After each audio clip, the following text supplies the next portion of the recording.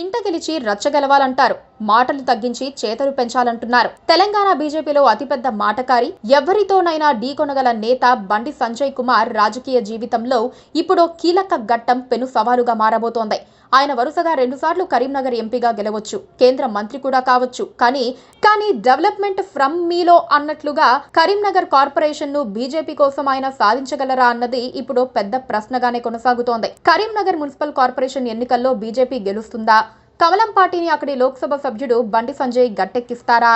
అదే ఇప్పుడు $1 మిలియన్ ప్రశ్నగా మారింది. ప్రస్తుతానికి బీజేపీ అధిష్టానం తెలంగాణలోని స్థానిక సంస్థల ఎన్నికలపైన దృష్టి సారించడమే ఇందుకు కారణం. ఎట్టి పరిస్థితుల్లో మున్సిపాలిటీలు, మున్సిపల్ కార్పొరేషన్లను కైవసం చేసుకోవాలని ఆ పార్టీ భావిస్తోంది. ఎంఐఎం లేకపోతే గ్రేటర్ హైదరాబాద్ తమ చేతికి వస్తుందని ఆ పార్టీకి తెలుసు. ఆ పరిస్థితిని తమకు అనుకూలంగా మార్చుకోవటం ఎలాగో ఆ పార్టీ ఆలోచిస్తోంది. అదే టైంలో కరీంనగర్ మున్సిపల్ కార్పొరేషన్ ను ఎట్టి పరిస్థితుల్లో తమ ఖాతాలో వేసుకొని తీరాలని భీష్మించు కూర్చుంది. కరీంనగర్ అనగానే టక్కున గుర్తుకొచ్చేది బండి సంజయ్ కుమార్ మాత్రమేనని మర్చిపోకూడదు. అధిష్టానం కూడా కార్పొరేషన్ ఎన్నికల్లో నీవే తప్ప అన్నట్లుగా సంజయ్ వైపే చూస్తోంది. దాంతో ఈ ఏడాది చివరిలోపు ఏదో ఒక టైంలో జరగబోయే కరీంనగర్ కార్పొరేషన్ ఎన్నికల కోసం బండి సంజయ్ ప్రత్యేక కసరత్తు చేస్తున్నారు. కరీంనగర్ మున్సిపల్ కార్పొరేషన్ ఎన్నికల్లో తన పార్టీ అభ్యర్థులను గెలిపించడం ఆయనకు సవాలుగా మారింది. ఈసారి కార్పొరేషన్ ఎన్నికల్లో సత్తా చాటకపోతే జాతీయ స్థాయిలో ఇబ్బందులు ఎదురవుతాయన్న కారణంగా ఆయన కాంగ్రెస్, బీఆర్ఎస్ కంటే ముందే వరుస సమీక్షలు చేస్తున్నారు.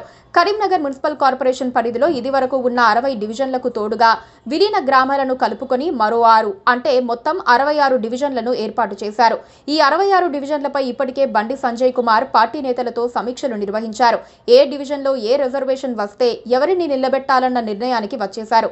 పార్టీ వీక్ గా ఉన్న డివిజన్లపై ప్రత్యేక దృష్టి పెట్టారు. అక్కడ క్లీన్ ఇమేజ్ ఉన్న లీడర్లను ఇతర పార్టీల నుంచి చేరికలకు అవకాశం ఇస్తున్నారు. సొంత బలం మీదే గెలవాలన్న లక్ష్యంతో ఎవరిని చేర్చుకోవటం లేదని కూడా తెలుస్తోంది. ఇటీవల కొందరు కార్పొరేటర్లు బీఆర్ఎస్ నుంచి బీజేపీలోకి వచ్చేందుకు ప్రయత్నించారు. గతంలో బీఆర్ఎస్ అధికారంలో ఉన్నప్పుడు వారిపై భూ కబ్జా కేసులు, బెదిరింపుల లాంటి కేసులు ఉండటంతో కొందరు జైలుకు కూడా వెళ్లొచ్చారు. కేసులున్న వారిని బీజేపీలోకి వస్తామన్నా వద్దంటున్నారు. ఎలాంటి కేసులు లేకపోయి మంచి ఇమేజ్ ఉన్న మాజీ కార్పొరేటర్ వచ్చేందుకు సిద్ధంగా ఉన్నప్పటికీ వారిని కూడా వద్దంటున్నారు. ఆయా వార్డుల్లో బీజేపీ అభ్యర్థులు బలంగా ఉండటమే అందుకు కారణం.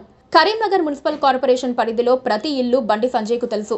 గతంలో కార్పొరేటర్ గా పనిచేసిన అనుభవం ఆయనకుంది. ఎన్నికలు రావటమే తరువాయి బరిలో తమ అభ్యర్థులను నిలపటం, సక్సెస్ కావటం అనేలా బీజేపీ ఉంది.